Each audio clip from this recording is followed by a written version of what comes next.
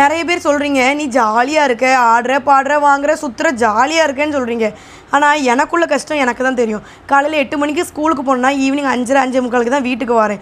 அதுக்கப்புறம் எனக்கு ஏதாச்சும் ஒரு வீடியோ பண்ணனா, ஏதாச்சும் ஒரு ப்ரொமோஷன் பண்ணனா, அதுக்கப்புறம் தான் நான் பண்ணுறேன். எனக்கு தெரியும் எனக்கு எவ்வளோ கஷ்டம் இருக்குது அப்படிங்கிறது. நான் எந்த வேலையுமே ஈஸி சொல்லலை. எல்லாருக்குமே ஒரு கஷ்டம் இருக்கும். எல்லார் வேலையும் கஷ்டம் தான். எல்லாருமே கஷ்டப்பட்டு தான் இந்த இடத்துக்கு வாரீங்க. நான் இல்லைன்னு சொல்லலை.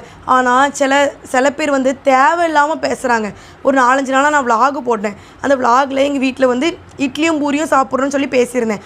அதுக்கு ஒருத்தங்க, நீங்கள் என்ன நல்லா ஜாலியாக இருக்கீங்க போல், உங்கள் வீட்டில் இட்லியும் பூரியும் போல் டெய்லியும் நல்ல வசதி போலன்னு சொல்லி எங்கள் வீட்டில் சொல்லி ஒரே பிரச்சனை. அதுக்கப்புறம் நான் விலாகே போடல. 4 நாள் தான் விலாகு போட்டேன்.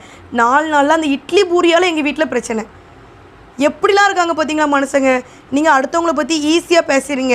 கடவுள் கண்டிப்பாக ஒரு நாள் நீங்கள் கடவுளுக்கு கண்டிப்பாக நீங்கள் பதில் சொல்லணும். ஒவ்வொருத்தவங்களை பற்றி பேசுகிறது உங்கள் கணக்கில் இருக்கும்.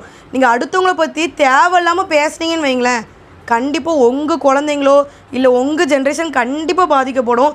பேசுகிறவங்க வாயை கொஞ்சம் பார்த்து வச்சுக்கோங்க, சரியா? அடுத்தவங்கள பற்றி பேசுகிறது ஈஸி. கண்டிப்பாக பிறகு கடவுள் வந்து தண்டனை கொடுப்பாங்க. இன்னும்